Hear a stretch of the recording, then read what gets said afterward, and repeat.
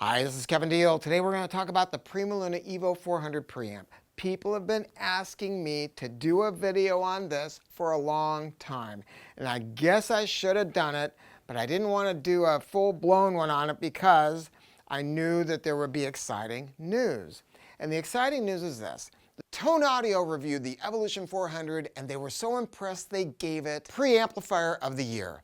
But then, Reichert at Stereophile magazine, he wrote a review on it, and they awarded it a Class A rating. That means the best without regard to cost. Then we just got on the cover of the Absolute Sound, Tube Magic. And Dick Olsher from the Absolute Sound, I mean, he was so complimentary when he basically said, I'm just going to read this to you. In a nutshell, it's an insane audio bargain that delivers pure tube magic. And he's not kidding by that. I got to say something. I hope they don't mind if I say this, but both Herb and Dick have asked to keep these as their reference in their system.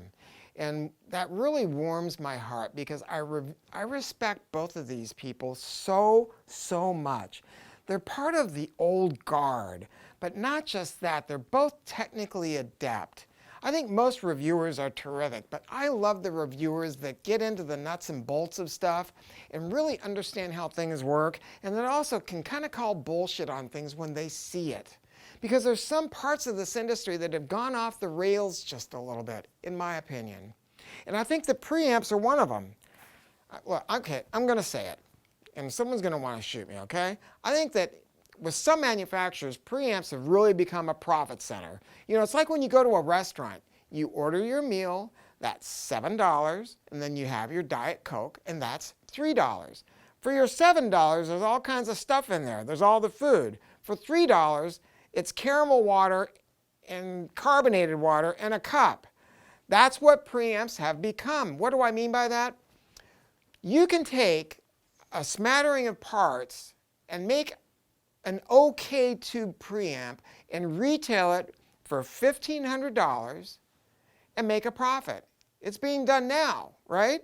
But what companies have done is they take that $1,500 preamp and then they put it into a big box with nice metalwork.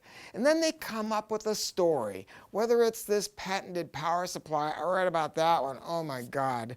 That power supply has to do with pre-charging capacitors. I read the patent on it, and it had nothing to do with a preamp because preamps run in Class A. You don't need to pre-charge capacitors. There's no dynamic changes, and that it's such a story. It's always some kind of a story. So they make these big stories and they put them into a big box. One manufacturer, I won't even say who they were, they literally had a glass panel on the front with mirrors on the inside so it looked like there was more tubes and more parts in the preamp. Talk about Oz and don't look behind the curtain. Give me a break, man. And that's what you need to do. Don't be fooled by Oz. Before you buy any preamp, you go to Google and type in the name and the model number. And then go to Google Images and look on the inside. There's no magic to this. And if they give you this baloney story about, oh, our products, this is the other baloney, our products are a minimalist design. Oh, a minimalist design? Yeah, well, we believe that more parts are bad. Well, first off, the right number of parts are what's good, right? You put more capacitors in the power supply, you're going to drop the noise floor. Use a bigger power. Don't give me that. And if beyond that, if you're putting fewer parts into it, why are you charging a premium for that? And this is what this one guy said, because I asked him that. I go, what are you charging more for? He goes, we don't talk about parts. We talk about making music. Oh, God, give me a break, man. Look, if you do the right thing and you use the right parts and the right engineering, it's going to make music. Look at this preamp. $8,000 preamps that weigh 15.3 pounds. This preamp it's under $5,000 and it weighs 52.9 pounds. You look at this other manufacturer or the best manufacturers and look at their really expensive preamps, the ones that sell for $15,000, $20,000, $25,000 on up, right? They're going to have a few things in common. First off, they're going to have tube rectification. Tube rectification is quieter. People don't understand that. The tubes are actually quieter. And they give you the glory of a tube preamp. Now, you don't want to have tube rectification in a power amp because in a power amp you can have voltage sag. But in a preamp, it's the way to go because it just gives it that glory and it's quieter, but companies don't want to use it. Solid state rectification is $2 in parts. Tube rectification, to do a tube and the socket and the resistors, and then a 5-volt winding up coming off a transformer. To do all of that stuff, it's probably going to cost them $30. Now, if they're charging you $8,000 for the preamp, you'd think that spending $30 on this wouldn't be such a big deal. But manufacturers don't do that. They don't fine-tune it to the nearest $30. They fine-tune it to the penny. But PrimaLuna has never done that. Also, something you want to look for, if you can get it, is point-to-point wiring. And the reason is this. I mean, look at history. The Marantz 7 preamp, right? Made in the 1960s. Look how much money they're worth today. And it's because they were made with point-to-point wiring. Point-to-point wiring lasts forever. It gives the preamp an intrinsic value, and it just flat out sounds better. But companies don't like to do it. It's a lot of labor, especially to do it right. And then if you could have everything in a preamp, if you could have everything, you'd want it to be dual mono. That is super rare. Why? Because everything's got to be doubled, literally. It's 2 preamps in one box. So you have to have 2 power supplies, 2 5A04 rectifier tubes, I mean 2 of everything. But it's the way to go because that's how you just get this wonderful stereo image and again, the sense of space. But companies don't like to do it. But you know something? Since day one, every PrimaLuna preamp that's been created from the very bottom all the way to the top has been dual mono, tube rectified, and point-to-point wiring. That's a big deal. Look at the EVO 100. For God's sake. So look at the EVO 200. That preamp is dual mono. It weighs 37.5 pounds. And it's well under $3,000. Look at the competitive product, which is printed circuit board and just a C-core transformer and not a lot of stuff, and it weighs 15 pounds for $8,000, right? That's what I'm talking about. So when you go from the 100 to the 200, you're going to get bigger transformers and a little bit different circuit design. When you go to and more inputs, goes up to 37.5 pounds. When you go up to the EVO 300, then it's all rules are thrown out the window. Go crazy with parts count. And the preamp goes up to 52.9 pounds. And then when you go up to the EVO 400, it's the same preamp as the EVO 300, but it has balanced connectivity. And that's what this is about. People were buying PrimaLuna preamps and using them with XLR adapters for years because they love the sound so much and they got pretty damn good results. But to do it the right way, you had to add transformers. And so this preamp was packed with so much stuff, it was going to be really difficult to do. But they did it. Look at the back. You've got 3 sets of RCA in and 2 sets of balanced in. And they're using these beautiful transformers that are in mu metal shields. Same thing with the output. You have a pair of RCA outs and then a pair of balanced outs, and home theater bypass. The output impedance on this preamp is 256 ohms. That is so low. This is the rule of thumb, you guys. Remember this. Hi-Fi 101, if you're trying to figure out if you can use a tube preamp with your power amp, you got to go with the 10 times rule. So look at the input impedance of your power amp. If it's 50,000 ohms, then the preamp needs to have an output impedance of less than 5,000 ohms. That's how it works. There's a few strange power amps that have relatively low input impedance. There are a handful of them, maybe about 5% of the ones that are produced today. But even those will work with an EVO 300 or 400. These will work with anything on the market. 256 ohms is super, super low. So let's look again inside. Dual mono. Look at these capacitors in the back, these black ones. In the past, and up here, in the past, PrimaLuna has been using Mundorfs, and Mundorfs are wonderful. But Herman wanted to do something better because Mundorfs can also be a little bit fragile. Tin foils are amazing to listen to, but he wanted to do the best thing he could. So on the new products, he found a factory in Europe that literally will not produce for any audio companies. They just don't, because this company makes capacitors for NASA and Boeing, and they make the best tin foils in the world. The best sounding after we did our listening test, but most important, the most dependable. And it was such a feat for him to do it, but he did. Over here, you've got big toroidal power transformers. Look, transformers are the single largest cost of making any preamp, right? And that's where manufacturers want to cheat. They're going to buy parts off the shelf. They're not going to use big transformers because they don't want to do it. And they don't want to use a toroid. Toroids cost 4 or 5 times more than a regular power transformer does, but toroids are the gold standard. They don't radiate EMI outside of the core. They look like a donut. They don't radiate outside of the core of the donut. But then what PrimaLuna did was they took this toroid and then they sealed it in a non-microphonic resin. Toroids already have low mechanical hum.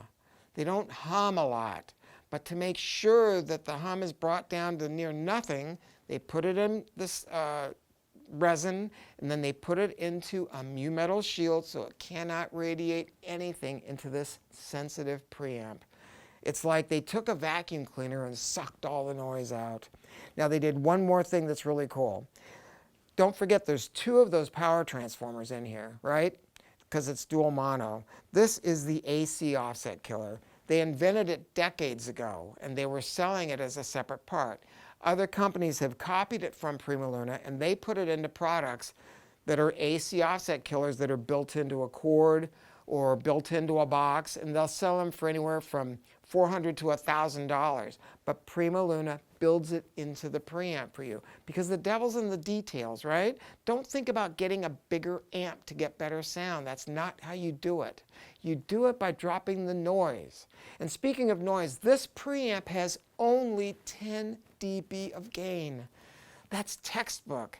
If you take your digital, your D to A converter or your CD player or whatever, and plug it into your power amp without a preamp, it's going to play so loud it's going to blow you out of the room.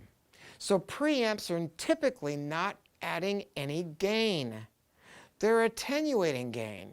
Yet some preamps are going to have 21, 23, 27 dB of gain. I've seen preamps that are in production today with 30 dB of gain. When you have that much gain, you got to do something with it. And what's typically going to happen is thermal noise and tube life problems. The tubes will start to fail, or how do I put it? You end up with noise and microphony, and all you got to do is take one of those products and type them into Google with the words tube noise, and you'll see all the people bitching and complaining about it. But you're not going to see PrimaLuna owners complaining about it because they've always been low gain designs. Now, speaking of tubes, this uses 612AU7s. The ones in the 4 center ones, those are going to be the most important tubes. Those are the gain tubes. Now, if you want to change the tonal balance of this preamp, look, the reason they use 12AU7s is because of how they sound, and that there's more 12AU7s being made today than any other part because it's such a good tube. Also, if you decide to go a little crazy and go into vintage tubes, there's more 12AU7s than any other part because historically it's been a great, great tube. The tubes on the outside edge are the cathode followers. They're less important. So if you want to have fun, change the tubes in the front center. If you like the effect, then change the ones flanking it. We have a video on the PrimaLuna website that breaks all that stuff down for you. Don't call us asking which one to use, because there's no right answer to it. I mean, people love to argue about that stuff endlessly. Just know this, that you can have a lot of fun with it. Let's look at the chassis. I mean, look at the cage with the glass panels, and it's 5 coats of hand-rubbed finish. Other companies, that the $8,000 preamp, it has a a chassis that's painted with a flat silver. And the reason is it covers up the grind marks in the metalwork. This is a gloss finish and it's dark, so it's going to show up any flaws. Manufacturers are not going to do this kind of work because that means you got to make the metal really nice. But they did that at PrimaLuna. And the new faceplate and the new remote control, I mean, they've got these new rounded edges. There's new feet. Rubber feet can have a tendency to adhere to wood, and there's no changing that, especially sorbethane will trash your furniture, right? So what PrimaLuna did is they put a little pad underneath the feet. And it's just that kind of thinking that's representative of Herman van den Dungen and the people at PrimaLuna, all the little details. Now let's talk a little bit more about this. Dropping noise. There's a controller board up in the front of this preamp, and it opens and closes relays in the back. Now, selector switches are not your friend. Think of your dad's TV set, or maybe it was your granddad's TV set, and they had to use tuner cleaner. They had to do this thing to prop the thing because it'd bleed over from channel 6 to channel 7. I mean, it was just a nightmare because those wipers, they don't turn off the other inputs completely. It's not good. So what PrimaLuna did was this. There's a controller board up in the front. It opens and closes precision relays in the back. Those relays are guaranteed for 50,000 openings and closings. They're hermetically sealed, and it reduces the signal path length. Instead of wires being traipsed across all this circuitry from a switch, the relays are in the back. The signal path is now about that long. So when you select auxiliary 1, boom, that relay closes. It gives you the shortest signal path. All the other relays are left open, so it acts as a gatekeeper to keep out noise. I've seen preamps that have selector switches and people that own them that live in San Francisco and New York, and they literally will pick up radio stations through unused inputs.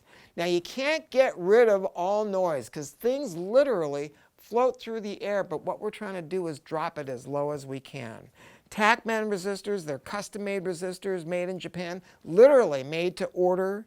The capacitors being so special, Swiss-made, silver-plated, oxygen-free copper in the signal path. I mean, and look at the volume control. It's so easy to use a chip nowadays, you know, because no one's going to know. You're not going to compare it when you go to a store. You're not going to be able to know that, oh man, this chip has a little bit of an electronic sheen. You'll never know. So that's why they do that, because they cost $2.50. This is an Alps Blue Velvet potentiometer made in Japan. That's about a $50 part. They don't want to use that kind of part, but PrimaLuna does. They want, and it tracks so beautifully, and they last such a long time. And then the new remote. Look at this remote. I mean, it's just, you know, the way that they trimmed it down just a little bit, but it's all machined aluminum. I mean, it's absolutely amazing. I'm telling you something. This preamp is setting the world on fire. I mean, PrimaLuna now, I mean, if you spend any more than this, I mean, to some degree, you're doing it just because of ego. I shouldn't say that, though. I mean, because there are some really nice preamps out there, and I don't have a problem with people buying those. What I do have a problem with is manufacturers that sell inferior products to this and make you feel like it's better when it's not, and and they sell a product that's twice the price, and that you somehow are told that you cannot have world class without breaking the bank. You don't have to break the bank. I mean, you can buy something that, you know, this preamp will inspire you, but more important, it's going to last you a lifetime. Go to the PrimaLuna website, do your due diligence, get into tubes. It's going to change everything that you think you know about communicating with music. I promise that. Thanks for listening.